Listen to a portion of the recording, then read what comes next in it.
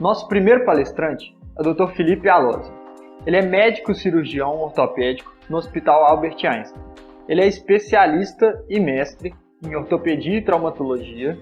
e especialista e pós-graduado em medicina esportiva pela Escola Paulista de Medicina. Ele é membro da Sociedade Brasileira de Ortopedia, da Sociedade Brasileira de Cirurgia do Pé e Tornozelo e membro da Sociedade Latino-Americana de Artroscopia. Vai falar sobre lesão no pé em corredores. Bom, estamos aqui a certa distância com vocês, queridos da Universidade Federal de Juiz de Fora, num evento que eu me senti bastante lisonjeado de poder estar com vocês e poder colaborar. Espero que mesmo à distância, se a gente poder se ver pessoalmente e tirar dúvidas pessoalmente, que vocês possam aproveitar um pouco de um apanhado que eu tentei fazer para vocês. Em primeiro lugar, acho que a gente não pode deixar de pensar e se organizar com dois corredores que têm marcado época e que trouxeram para a corrida um status muito importante, que são o Usain Bolt e Eliud Kipchoge, que na verdade estão aí, um com a corrida de longa distância e outra corrida de velocidade, fazendo com que a corrida tenha cada vez mais status e reforçando essa modalidade de tanta importância, né? De uma forma geral, a participação em atividades físicas e esportivas tem um papel bastante importante na nossa sociedade, acho que esse é um dos motivos de a gente estar aqui reunido, e a corrida é uma popular forma de atividade, de fácil acesso à prática e que vai ganhando cada vez mais adeptos, como vocês veem aí ao lado, uma maratona de Nova York, isso de 94, ocupando poucos espaços nas estradas e nas ruas, mas aqui a prática é muito grande, né? A corrida, ela, na verdade, ela não é uma modalidade que apresente tantas lesões, apesar de ser feita hoje em vários lugares, vários ambientes, ela tem cerca de 2,5 vezes menos incidência do que outras grandes modalidades esportivas, porém, cerca de 30% a 50% dos corredores vão ter alguma lesão no ano esportivo, com 2% a 5% de lesões por milhagem de hora, ou seja, quanto mais atividade, mais a gente vê isso acontecer. A coisa mais importante é que a gente vai ter gente de todas as classes, de todos os biotipos e de todas as intenções praticando a corrida, e é isto que nós temos que olhar, quem é que está praticando a corrida e quem é essa pessoa que nós vamos analisar.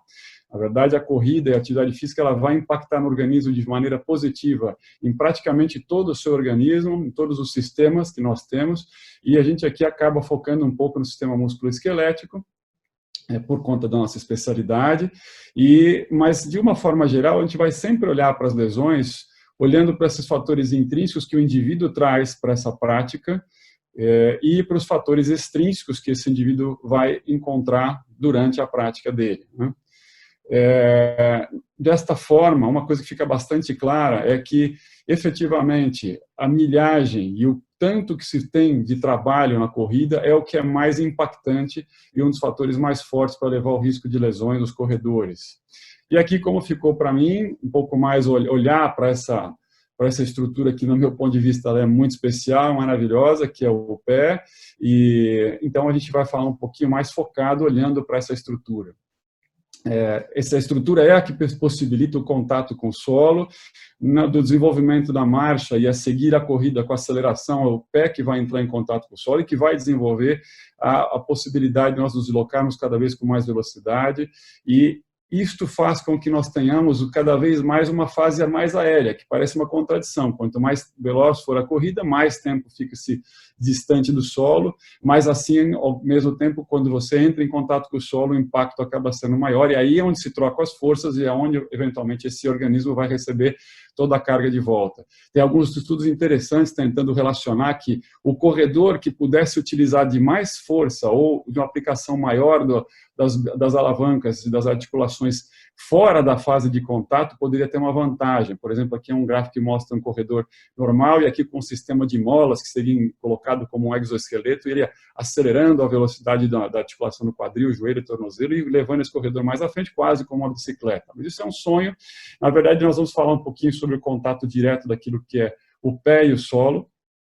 E, efetivamente, a gente vê que, por conta desse contato do pé e do solo, o ciclo da corrida, você vai ter um deslocamento maior do centro de gravidade, uma força gerada aumentada, um movimento articular aumentado, atividade muscular aumentada, a reação do solo com o impacto aumenta e, portanto, o gasto energético também aumenta. Efetivamente, o que nós vemos é que o movimento articular aumenta em praticamente 50%, e, claro, dependendo da velocidade que você vai fazer, o tornozelo vai gerar uma força importante, cerca de 60% vem dessa trabalho do tornozelo, o joelho 40%, o quadril 20%, e a atividade muscular vai aumentar muito, detectada já nas eletromimeografias. E os grupos musculares da coxa, tibial, panturrilha vão trabalhar bastante nesse movimento. Por conta desse ciclo repetitivo de atividade, a corrida, sim, ela vai sobrecarregar as estruturas quadril, joelho, tornozelo e pés de uma forma mais importante, e aqui a gente vê mais ou menos uma distribuição do percentual de alterações que vão acontecer dessas lesões por sobrecarga pelo ciclo contínuo e onde acontecem mais, sendo que as fraturas de estresse respondem por 6 a 15%, e o membro inferior, tíbia, a fíbula, o maléolo medial, o pé são bastante prevalentes, as tendinopatias, sendo que o tendão de Aquiles é o que é mais acometido pela sobrecarga, e a fascite plantar. Essas estruturas recebem energia grande e elas vão dissipar por elas parte que vai retornar ao solo, né? Então, na verdade, a gente tem aí um efeito de carga grande. Mais uma vez, a gente tem que voltar a entender quem é essa pessoa que está dissipando e aplicando as forças no solo, e entender que, efetivamente, na hora em que eu tenho essa pessoa, mais ou menos 60% dos esportistas que têm carga ou alteração prévia, ou alguma lesão prévia, são os que mais vão desenvolver alteração. Um risco maior para as mulheres na corrida que os homens brancos, em relação às fraturas de estresse, lesão de sobrecarga, e a idade, uma relevância razoável nisso. Quando a gente pensa no pé, nas lesões do pé, nós vamos ter que nos direcionar e olhar para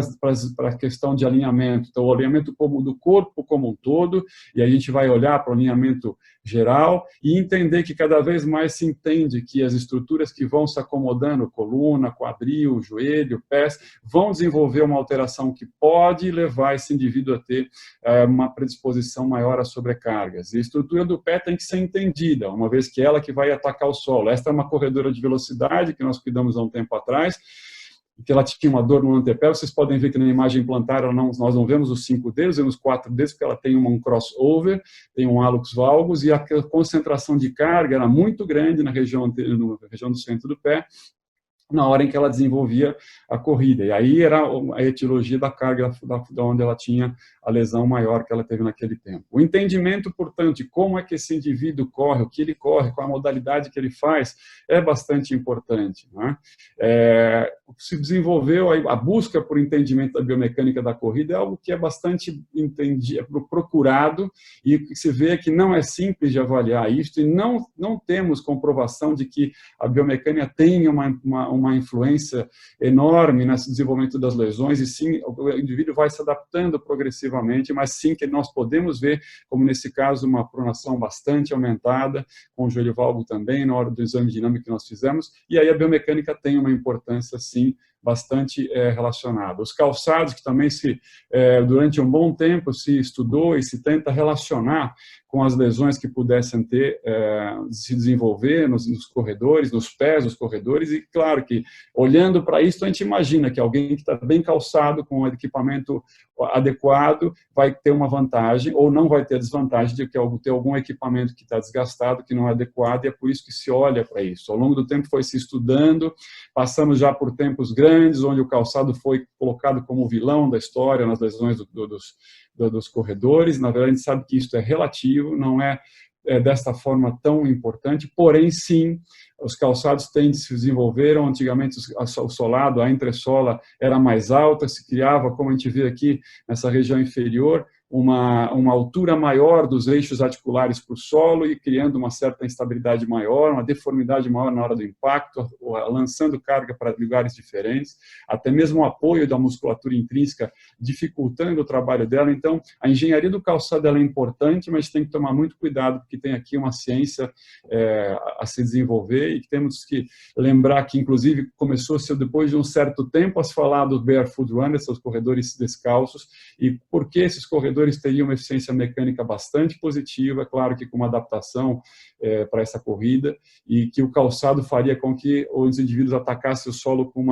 usando mais o retropé ou médio pé e levariam algumas sobrecargas distintas do que aquele com o antepé. De qualquer forma, o que se viu é que esse impacto que se gera quando você está com o calçado ou sem, e como você ataca o solo, seja com retropé ou mais médio pé, ou até mesmo mais para o antepé, que você tem um tempo de ação de força com um impacto mais transiente que ele pode levar a sobrecargas maiores. Aqui, para a gente,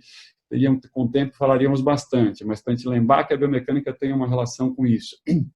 Hoje a corrida é praticada em vários lugares, então a gente tem desde as corridas de montanha, corrida de aventura, a corrida de aventura em vários lugares distintos, as corridas de estrada, a esteira que é utilizada grandemente, então isso também acaba impactando de certa forma a conjunção, né? A junção do equipamento, que é o que você escolhe, com o seu preparo e o lugar onde você vai fazer a atividade. Isso sim também acaba sendo importante de ser visto.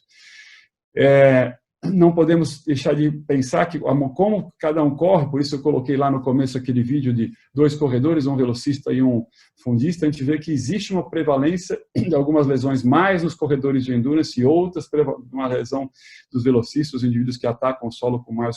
uma energia maior. De qualquer forma, o que se vê é que nós temos aí uma predileção das fraturas de estresse pelo colo de fêmur e bacia mais proximamente, mas a tíbia em especial, e no pé nós temos a predileção de ocorrência de fraturas no primeiro, segundo, terceiro e quinto, mais raramente no quinto e primeiro, e mais comumente no segundo e terceiro nos corredores. O navicular, como o osso, que é onde ocorre bastante, tem uma incidência alta. O calcâneo, como o terceiro osso que se tem essa incidência. O sesamoide tibial, sesamoide dos ossos do antepé,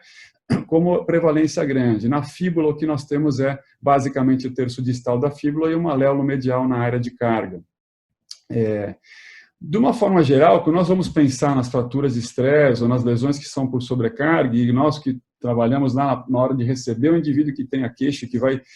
se desenvolver um pensamento de como tratar ele, é claro que tudo que nós falamos que faz parte da avaliação clínica, do entendimento do corredor, do gesto esportivo, de como ele se veste, como ele corre, qual a modalidade que ele corre, aonde ele corre, quem é o indivíduo, e depois você vai começar a direcionar para os exames complementares, que vêm, como diz o nome, complementarmente. Aí a busca pelos exames complementares, claro que dependendo daquilo que nós vamos olhar, é o que nós vamos efetivamente procurar, seja fazer uma radiografia, fazer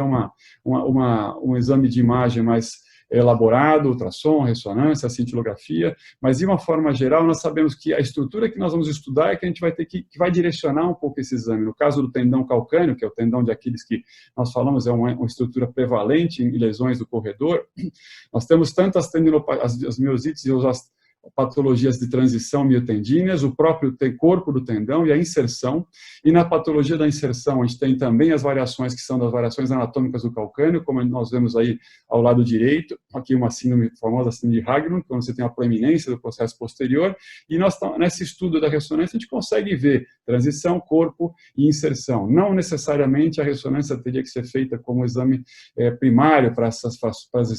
patologias do tendão calcâneo. Já nas fraturas de estresse, nós temos as radiografias que raramente mostram a fratura, mas aqui vocês veem à esquerda em cima uma fratura de estresse crônica com uma linhazinha radiolucente. Na ressonância você consegue ver a área de edema periostal e uma alteração da cortical, e aqui a ressonância como um exame importante. Lá no lado direito a gente tem já o tratamento desse paciente com uma lesão crônica que recebeu uma haste, e muitas vezes as fraturas de estresse acabam precisando disso, em especial no pé navicular, que algumas vezes nós precisamos levar para o tratamento cirúrgico. Aqui uma imagem do sesamoide,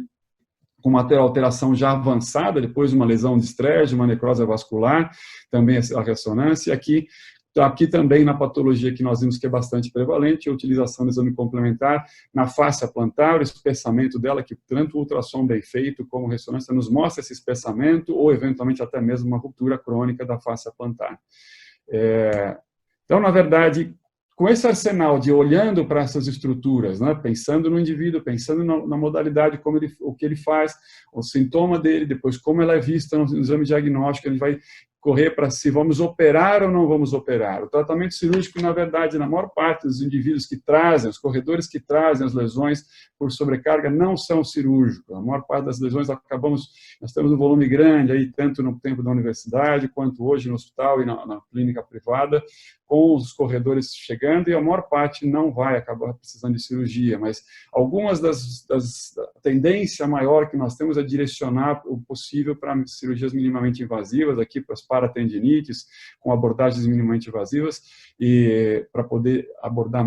ter uma exposição menor. Aqui na síndrome de Haglund, uma alternativa de se fazer, independente do estágio dessa doença, da liberação desse impacto também por uma via endoscópica, o que é possível e se faz bastante por pequenas vias também abertas para desfazer o impacto da síndrome de Haglund. Aqui a busca, quando necessário, nas tendinopatias mais crônicas ou insercionais, em geral de corredores corredores mais de 50 a mais ou 45 mais, que nós temos alguns casos aí que acabam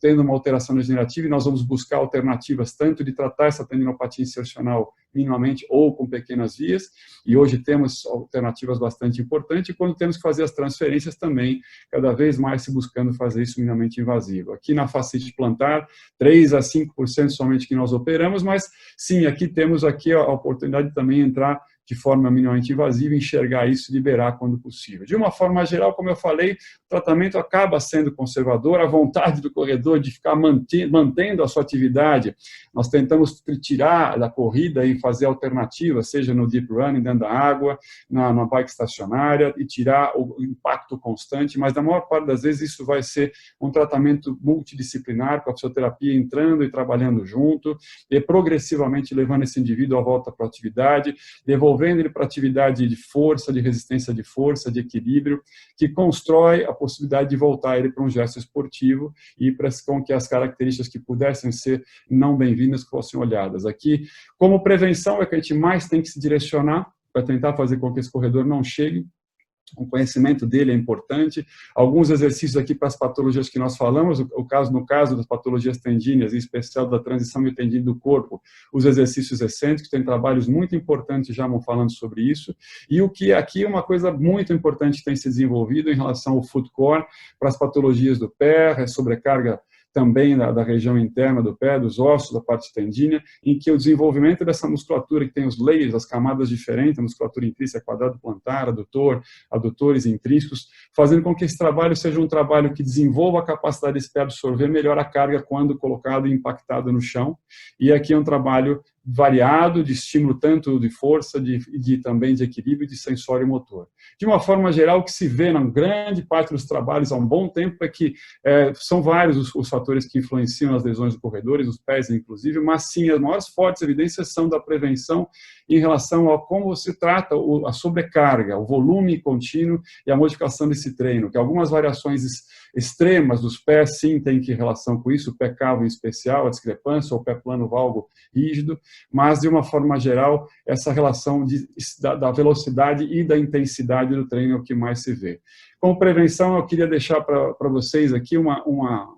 atenção especial de que o treinamento tem que ser individualizado, tem que se olhar para o indivíduo, conversar com esse indivíduo, ver quem é esse indivíduo que vai para a corrida. Ele tem, sim, que se adaptar. A corrida é um gesto extremamente natural, e acho que todos temos oportunidade de fazer, mas com alguns cuidados. Treinamento de base específico, com treinamento de força. A monitorização desse tempo de atividade e o repouso, cada vez mais se estuda mais o repouso, e para o pé e tornozelo também, essas estruturas vão ser colocadas um impacto grande. Pensar em qualidade, não tanto em quantidade, em especial para nós, que estamos aí num volume grande dos corredores que trabalham com a corrida, não como profissionais da corrida, os cuidados nutricionais e, claro, o equipamento adequado, importante, sim, dependendo de onde você vai correr, o que você vai correr, corrida outdoor, corrida na pista, corrida na esteira, cada vez melhor, e pensando que o calçado mais caro nem sempre é o melhor, o equipamento mais caro nem sempre é o melhor, mas que sim, melhoramos muito com isso tudo. Deixar aqui um agradecimento a todos vocês que estão aqui, eu tenho certeza que todos participando com muita equanimidade e sabendo que a equipe multidisciplinar deve ser capaz de delinear o tratamento, treinar depois, devolver esse indivíduo ao treinamento, à competição e prevenção, e é só com uma equipe multidisciplinar que se faz isso. Agradecer a todos e deixar à disposição para com que nós podemos nos encontrar em alguma outra vez, alguma outra oportunidade. Muito obrigado.